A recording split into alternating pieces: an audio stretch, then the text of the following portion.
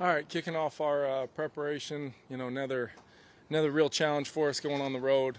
Broncos are playing really well right now. You can tell they're, very well coached. The guys are really flying around the field defensively. They're locked and loaded and playing really well in that phase. They're, a team that's turning the football over or forcing turnovers a ton and really changing games that way. And offensively, they're really not giving it up. So it's going to be a challenge. We got to play well in all three phases in a tough environment. Going on a road against a team with a ton of momentum, be a really good test for us where we're at right now, coming off of another solid performance the other day. But we got a lot to continue to improve on as a team moving forward. Just want to hit on a couple roster moves we did. Open Nick Mullins' window. He'll begin, kind of working back into it.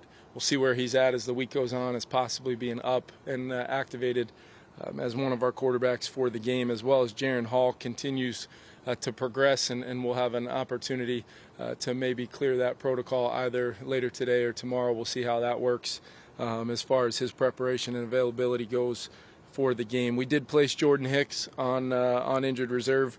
He's doing very well. Was discharged, pretty quickly from the hospital with all things considered, and he's doing really well and already on the road to his recovery.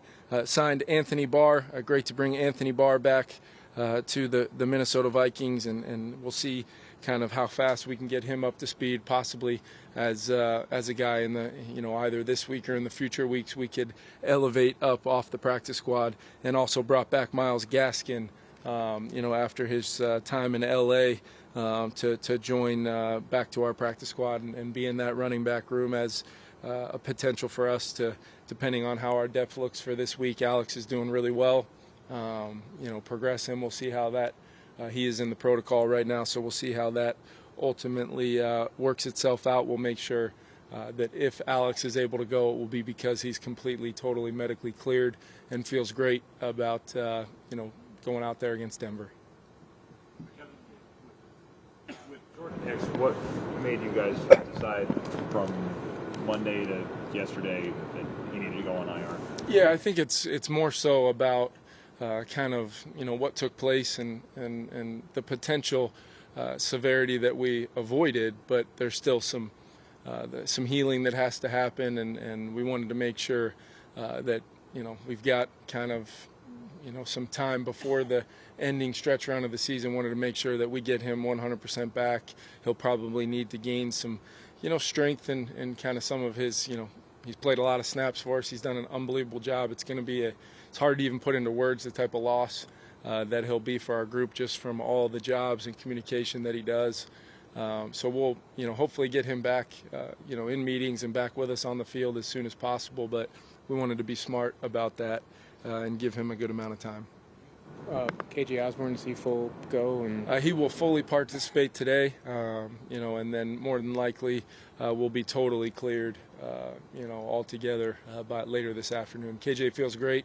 He's been great today, so we want to get him back going. He's a big part of our offense. Do you expect him to have Jordan at the end of the season, have him back?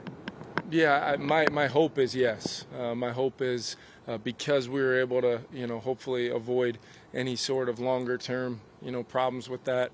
There's still an element of through the healing and making sure that goes smoothly. So things could absolutely change, but I know Jordan. When I saw him, the other night, he was watching tape of the Broncos and had all his supplements lined up like it was just any other day. So I think Jordan's going to be, as soon as he can get back here, he's one of our leaders, one of the guys that our whole organization kind of thrives behind his leadership. So just so if he's not out there for 3 or 4 weeks, at the minimum, he's still going to be heavily involved, very similar to how I see Kirk, in these next few weeks as well. Aaron is clear. Would he be the number 2? We'll work that out. We really, the hope is we have both Nick and Jaron, and then we could have 3 quarterbacks available, which would ultimately, put our very important emergency third quarterback plans on hold in the short term. But that's, I still probably won't do that, but I think that would be the goal, is to have those 3 quarterbacks if all things go to plan. hopefully we can have all three of those guys available. Do you still have Jefferson kind of ramp up mode this week? Or Yeah, we'll see. He's going to do a little bit more today. We'll see how he responds to that, a little bit more tomorrow. And then throughout the week, we're kind of in that day-to-day, kind of ramping him up phase now. We'll determine, if it's possible at all to have him for this weekend.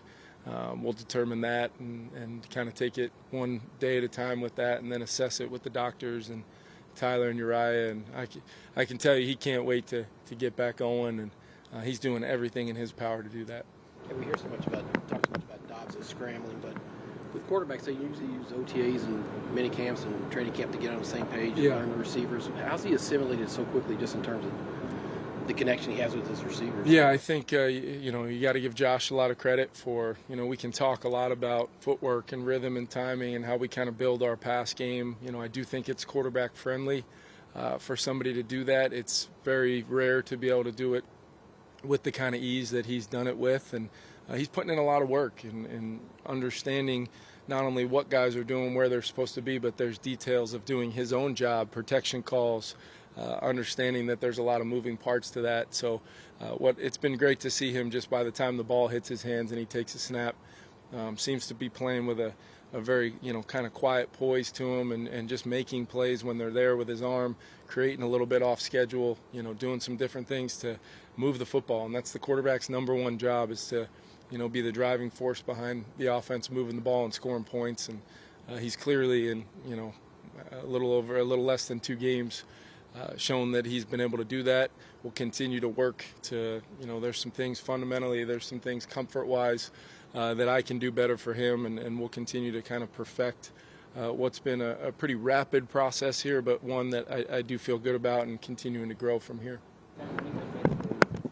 You know he was that fast, or do you know it was going to look like that on the field? Yeah, he at the time, I believe he, led the NFL in however many yard explosive runs from the quarterback position. So we knew that was all over the tape. I think I referenced, first and 25, play against Seattle that he just takes his own read for 20-plus yards on a condensed field for a touchdown. I mean, he has, real ability, as a runner. I think it comes natural to him. We just got to find that right balance where we're tactically doing it for the right reasons and not kind of taking that low-hanging fruit of just living and relying on that to run the football. I thought we ran it kind of in our normal phase of our offense. I thought we ran it better last week. We kind of had the success that we're looking for in the simplicity of guys doing their jobs and playing physical and all those things. So hopefully we can build on that. And I do believe as you get into November and December, you got to bring your run game with you when you go on the road, and it's going to be a tough environment, and we've got to try to do that.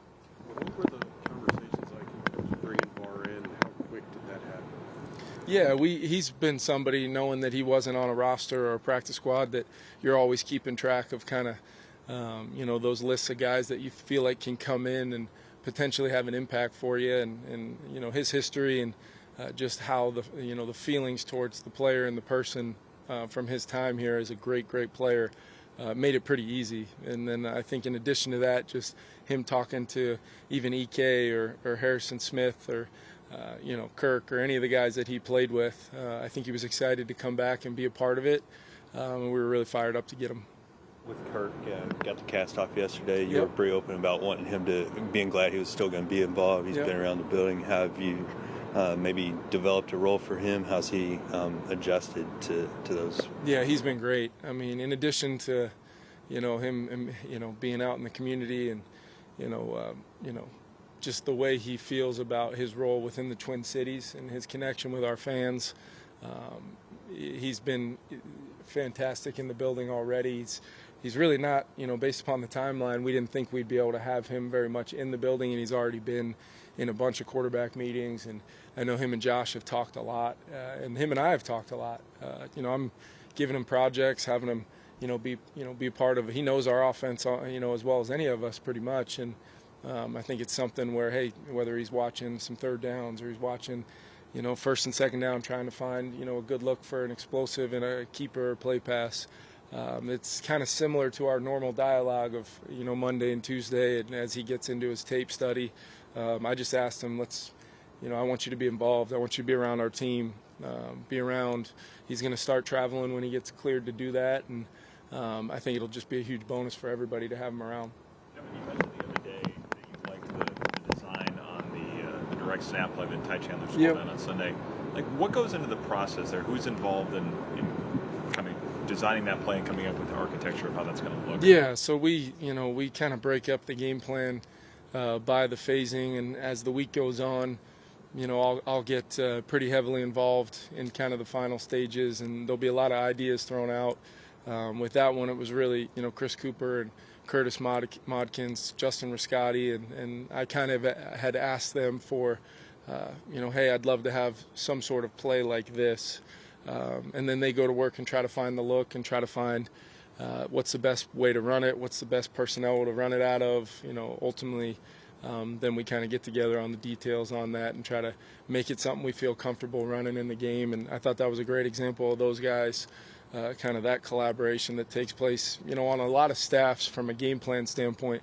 But my trust in those guys, my trust in Wes and Ange and Keenan and Chris O'Hara and really our whole group, it allows me to do, the job of being the head coach, but also as the play caller and wanting to basically empower people, but at the same time have ownership of it so that I can feel good about calling plays on Sunday. And I always do with the group that I have, and I feel very fortunate to have those guys. Let's do about that play or that situation that made you go to them and say, I want something like this for this week or this spot.